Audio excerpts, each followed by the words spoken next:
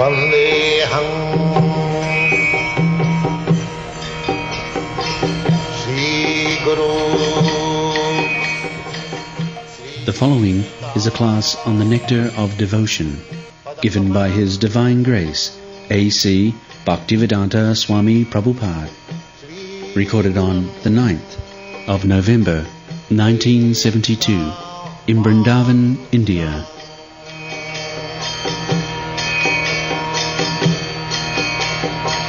Sri Rupam Chakrajatam. Happiness in Krishna consciousness. Srila Rupa Goswami has analyzed the different sources of happiness. He has divided happiness into three categories, which are 1. Happiness derived from material enjoyment. 2. Happiness derived by identifying oneself with the Supreme Brahman. And 3. Happiness derived from Krishna consciousness. In the Tantra Shastra, Lord Shiva speaks to his wife Sati in this way, quote, "My dear wife, a person who has surrendered himself at the lotus feet of Govinda and who has thus developed pure Krishna consciousness can be very easily awarded all the perfections desired by the impersonalist. And beyond this, he can enjoy the happiness achieved by the pure devotees." Unquote. Happiness derived from pure devotional service is the highest because it is eternal. But the happiness derived from material perfection or understanding oneself to be Brahman is inferior because it is temporary. There is no preventing one's falling down from material happiness, and there is even every chance of falling down from the spiritual happiness derived out of identifying oneself with the impersonal Brahman. So this we have explained last time, how a person enjoying happiness as Brahma realization. There are many examples, both in the East and the West, that in our Eastern countries, the Mayavadi philosophy is very prominent, and their basic principle is Brahma Sattva Jagan Mithya. The world is false and Brahma, that is truth. But we have practically seen many sannyasis, they renounce this world as mithya and take to Brahma realization path, but after some days they come down to politics, sociology, philanthropy. Why? If Brahma is Sattva, Jagat is mithya, false, then why from the platform of Sattva they fall down again in the mithya? This is our question. To open a hospital or to open a school or similar philanthropy activities are generally being done by persons who are embarrassed with this mithya world. Why the sannyasis who left this world as mithya and went to the platform of Brahma realization, and why they come to this platform again for opening school, hospitals? What is the answer? Huh? Is there any answer? We can't remain Huh? there. That means they could not realize the happiness of Brahma. What is your opinion, Gosai? If they would have derived any happiness from that Brahma platform, then why they would come down to this platform which was rejected as mithya? So accepting that Brahma realization is real happiness, but they could not realize that happiness. under the circumstances, they must come down to realize happiness in these varieties of material world. Because they found it better happiness by taking in politics and on political movements or opening school, hospitals. They found better happiness in these activities. Then why they say that this Jagat Mithya, these are activities of the material world. So, the answer is given in the Srimad Bhagavatam that there such kind of Brahma realization is not fact. That Brahma realization is answered in the Srimad Bhagavatam as Vimukta Manina. They simply think that they have become liberated. Actually, they are not liberated. Otherwise, how they come down again to the platform of bondage? This is the answer. Jennera bindakha vimukta manina. Vimukta manina, these impersonalists, they are thinking falsely that they have become Narayan or liberated. Actually, it is not so. Why? Avisuddha buddha. Their intelligence is not yet purified. Because there is material attachment, that means the intelligence is still materially affected.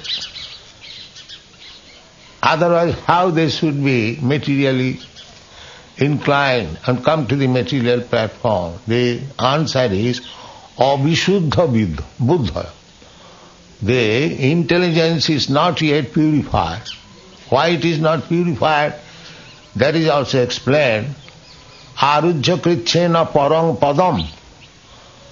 By severe austerities, penances, they follow very strictly the rules and regulation of renouncement. That is called kricha sadhana, difficult procedure for self-realization. But despite all this endeavor, because their intelligence is not purified, they fall down. Arujya kichena paramapada. The real is actually the impersonal Brahma, Nidbhed Brahmanusanda. Arujya kichena patanti adha. Again they fall down from that platform. Why? Anadita jusmat angra. Because they could not adore the lotus feet of Krishna. On account of their impersonal impression, they could not appreciate the transcendental Satchidananda Vigraha of Krishna and could not surrender there. Krishna therefore says, Bahunam janmanam ante jnanavan mang prabodhat. After many births of such struggle, when actually one becomes wise, Jnanavan, he surrenders unto the lotus feet of Krishna. That is the perfection of knowledge. So, impersonal Brahma realization, Nidbhed Brahmanusandhan, is good attempt. But above that, if one cannot make progress, Brahmeti, Paramatmeti, Bhagavaniti Sabdate, the absolute truth is realized as impersonal Brahma, then Paramatma, then the Supreme Personality of Godhead. So unless a wise Jnanavan, Jnani, does not reach to the platform of understanding the personality, the Supreme Personality of Godhead, his intelligence is still not very much purified. Jannera bindakha vimuktamanina tai astubhavad avisuddha buddhaya arujya krichena parang padang tataha patanti adha anadhita jusmadam. Because unless we get some shelter, we cannot stay in the impersonal feature.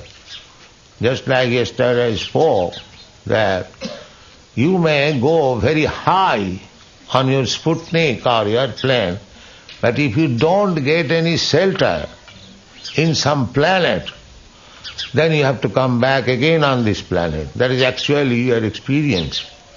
They are trying to go to the moon planet, but because they are not able to stay there, they come back again. First of all, whether they are actually going in the moon planet, that is also a questionable thing. Anyway, even they go there, why they are coming back again? They cannot stay there. So, unless and until we have got a stay in the Vaikuntha planets, which are situated in the Brahma effulgence, then simply in the impersonal Brahma effulgence we cannot stay because there is no variety. Therefore, to enjoy variety, one has to come down again to this material variety. Arujjakritchena parang padang tata patanti adha anadritajusmadang. Because we are living entities, part and parcel of the Supreme living entity, Parabrahma, Bhagavan, Sri Krishna. So, as Sri Krishna is by nature joyful, Anandamaya Abhyasa, similarly, we are also joyful. We are also seeking after that joyful life. That joyful life is eternally possible when we dance with Krishna, not dance alone or dance with anyone else. So, unless we get that position, there is no actually happiness, because variety is the mother of enjoyment. That is an English proverb. Just like when we eat the same thing, grain and milk product, but when it is made in varieties, luchi, pariva, halwa and other things, the same milk preparation and grain, but it is made into varieties, it becomes enjoyable. Variety is the mother of enjoyment. If I give you a lump of milk or lump of grain, that is not enjoyable. When it is made into varieties, it is enjoyable. Similarly, Brahma manifested in varieties, that is enjoyable. That you cannot have in the impersonal Brahma. When we approach the personal Brahma, Parabrahma, that variety is available and there we can enjoy. From there we do not return. Jadgatana nivattanti tadhama parama. So, simply impersonal Brahma realization, that happiness is not perfect. Neither these material varieties are perfect. So Brahma, Sattva, Jagan, Mithya, when we are fed up with these material varieties, we try to enter into the impersonal Brahma. But even in the impersonal Brahma, when there is want of varieties, then again we come back to these material varieties. Therefore, we see so many learned scholars, sannyasis, they give up these material varieties as mithya and enter into the impersonal Brahma, but without variety there, they come again to the material variety for opening schools and hospitals. This is the fact. So, arujya kritchena parang padam tata patanti adha. Because they have no information of the spiritual varieties in the Vaikuntha planet, in the Golok Vrindavan planet, they come down. Because there is no bhakti in the Vaikuntha planets or Golok Vrindavan planet, nobody can enter unless he is a pure devotee. Bhaktyamam abhijanati javan jaschami tattva. Tato mang tattato gyatva vishate tadanantaram. When one understands Krishna in truth, then he is allowed to enter. Otherwise, he cannot enter. he remains outside. Just like if we have got capacity to enter into the sun planet, then we can enter. Otherwise, we remain in the sunshine. To remain in the sunshine and to enter into the sun planet is not the same thing. Although the sun and the sunshine are light, illumination, still there is difference between the sun and the sunshine.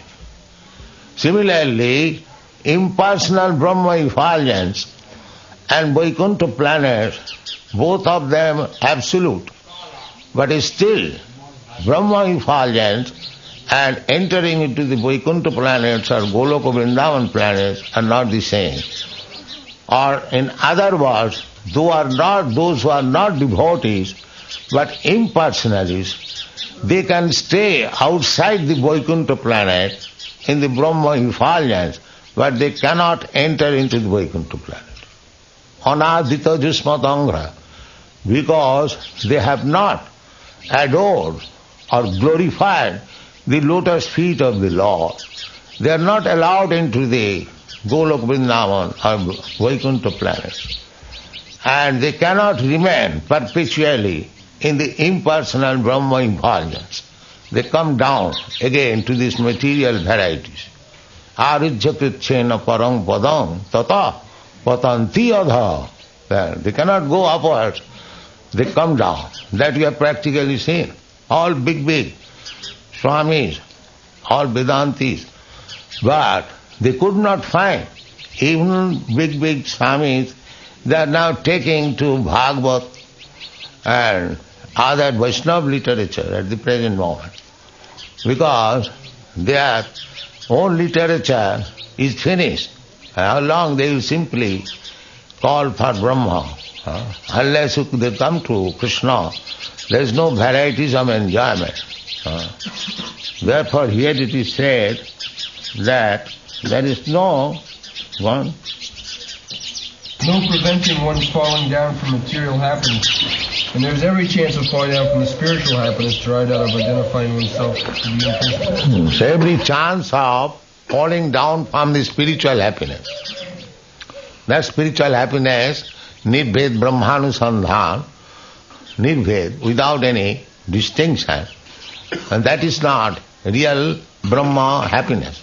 Brahma happiness means that there must be a distinction. The distinction means Krishna is predominated and everyone is predominated. That's like the gopis.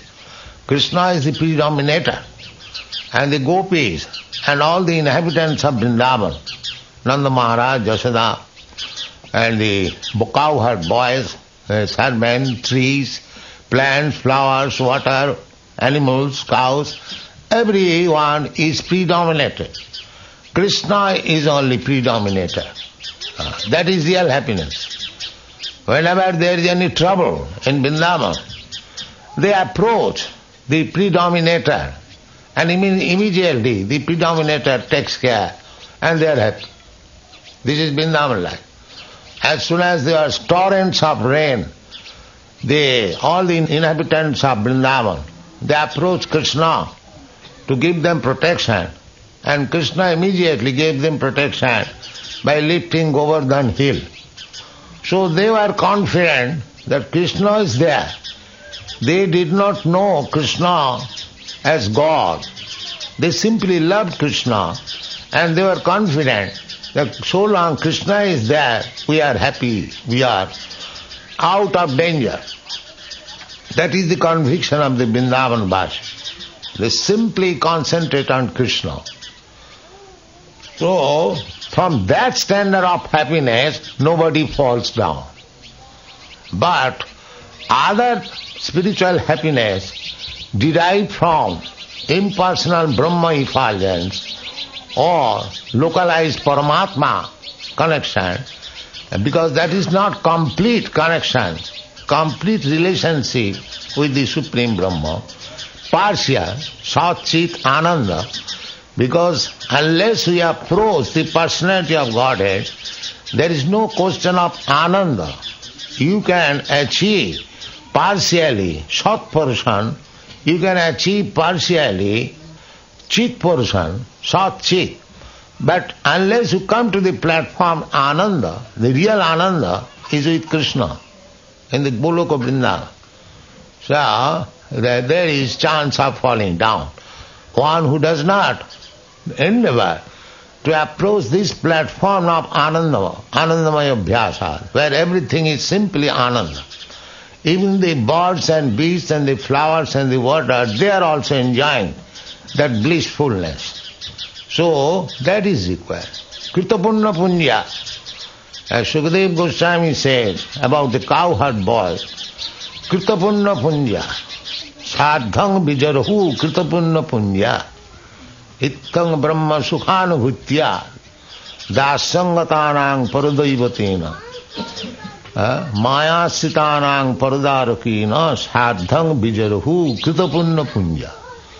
Unless one has accumulated volumes of pious activities, one cannot enter into the Goloka Vrindavan platform and enjoy with Krishna in so many capacities. Shanta, Dasa, Sakha, Vatsalya, Madhurya, Ras. That is required. Gone.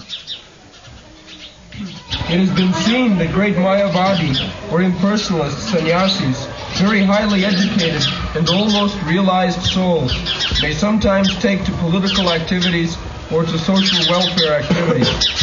The reason is that they actually do not derive any ultimate transcendental happiness in the impersonal understanding, and therefore must come down to the material platform and take to such mundane affairs. The material variety is the perverted reflection of the spiritual variety.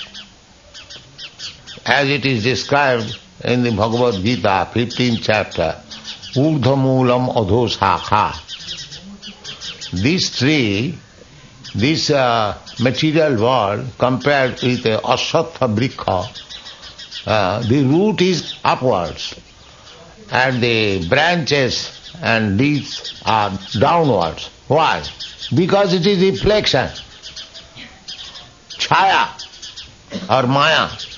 The real tree is in the Vaikuntha planet or in the spiritual world.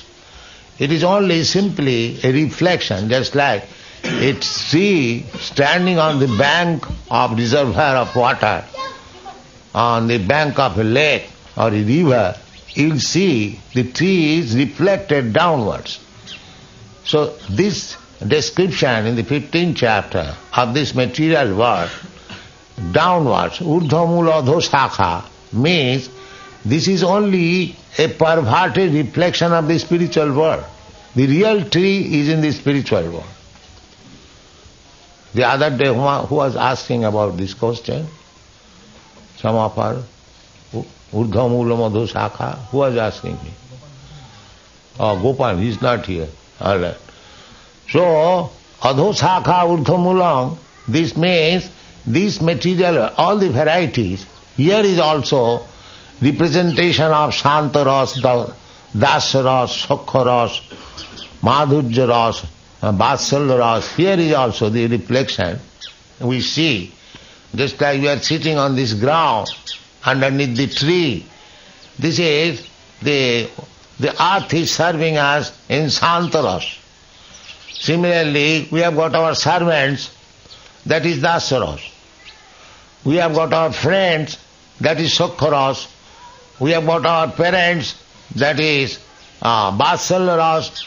And we have got our lovers also, that is Madhurya Ras. But it is only reflection. Yeah, it is compared with the mirage, just with the desert. There is reflection of water. Actually there is no water.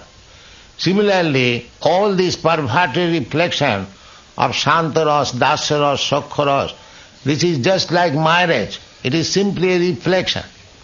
It has no actual fact. Here, nobody is friend, nobody is servant, nobody is parent, nobody is lover. It is simply a bondage on some self-interest. The servant is not actually serving the master. It is serving the money. which the master gives him. As soon as the payment will be stopped, there will be no more service. Therefore, it is a perverted reflection of that service attitude in the Vaikuntha planet. And similarly, we have seen there was high court cases between mother and his sons, and they spent lots of money. Still they could not come into conclusion. The motherly affection, the fraternal affection, they're simply a shadow. It appears to be true because the truth is elsewhere. Just like in the desert, it appears there is a great, vast mass of water, but actually there is no water. And that does not mean there is no water. The impression of water is there because there is actually water somewhere. Similarly, we are trying to test the 5 rasas in this material world because actually these rasas are there in the spiritual world. This is only reflection. Urdhamula adhoshakha. And because in the spiritual world it is a fact, we are taking these false things as fact, these temporary things as fact. Actually it is not fact. Go on. There are many instances, especially in India, where these Mayavadi sannyasis descend to the material platform again. But a person who is fully in Krishna consciousness will never return to any sort of material platform. However alluring and attracting they may be, he always knows that no material welfare activities can be compared with the spiritual activity of Krishna consciousness. Mystic perfections achieved by actually successful yogis are 8 in number. Onima Siddhi refers to the power by which one can become so small that he can enter into a stone. Modern scientific improvements also enable us to enter into stone because they provide for excavating so many subways, penetrating the hills, etc.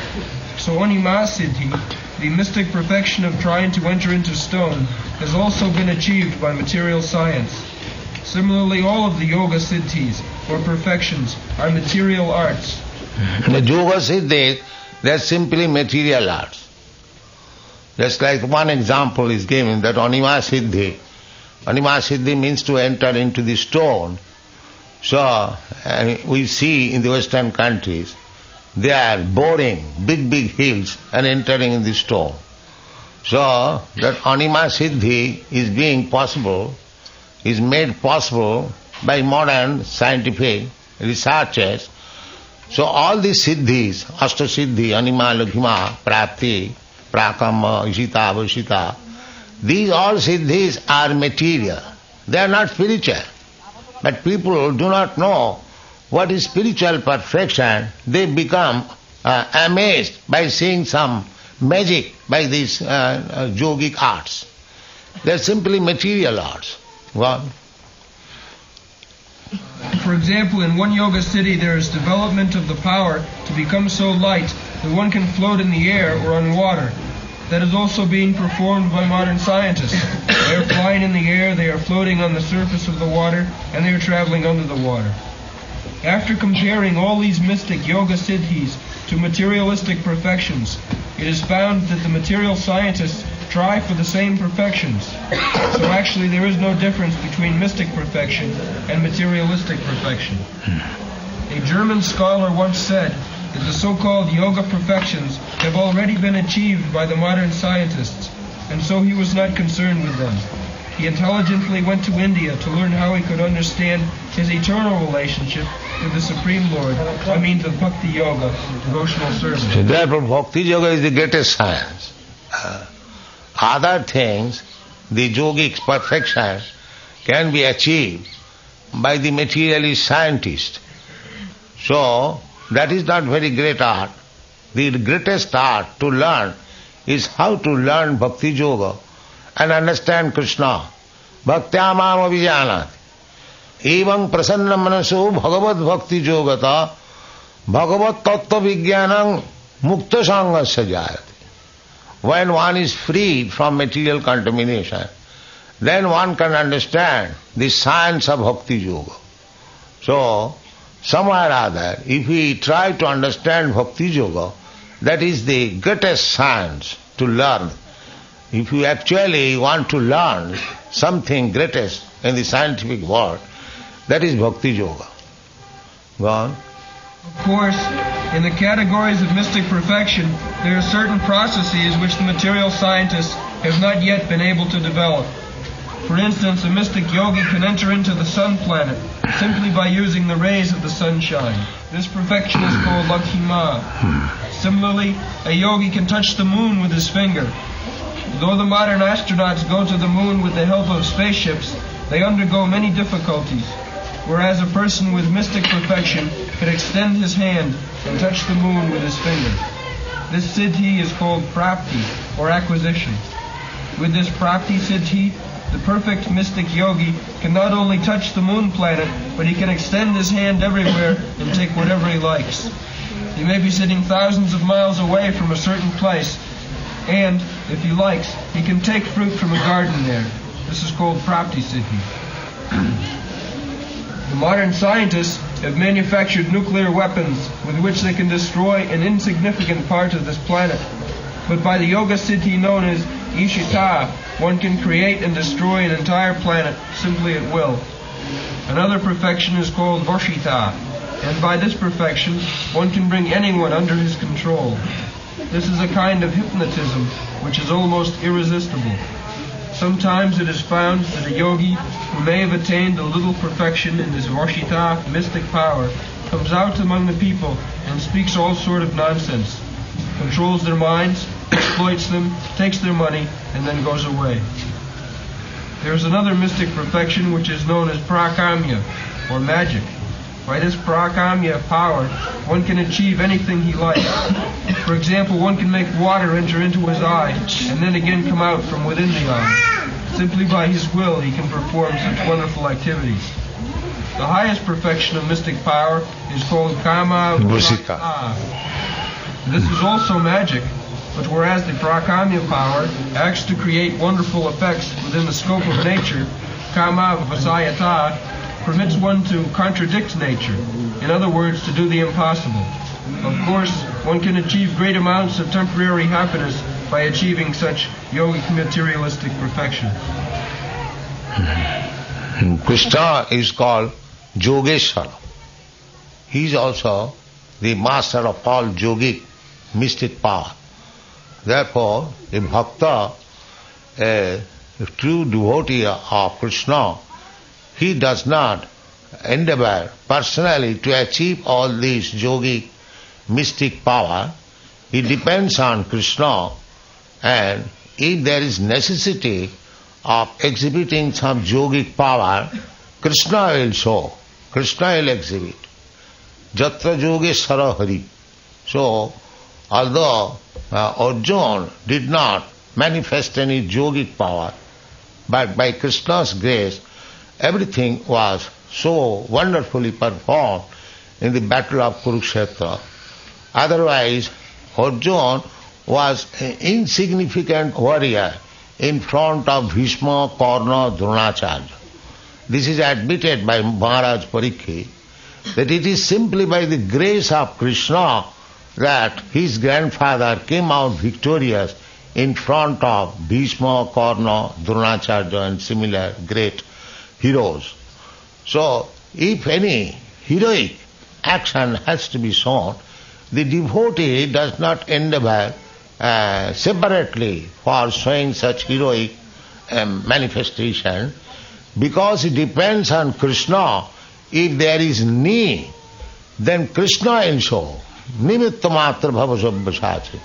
Actually the battlefield was conducted by Krishna and he owned the victory, but officially, historically, it is said that Arjuna owned the victory.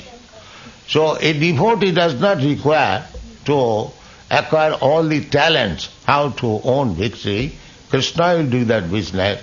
A devotee has only surrendered sincerely unto the lotus feet of Krishna, then everything will be done wonderfully. Thank you very much.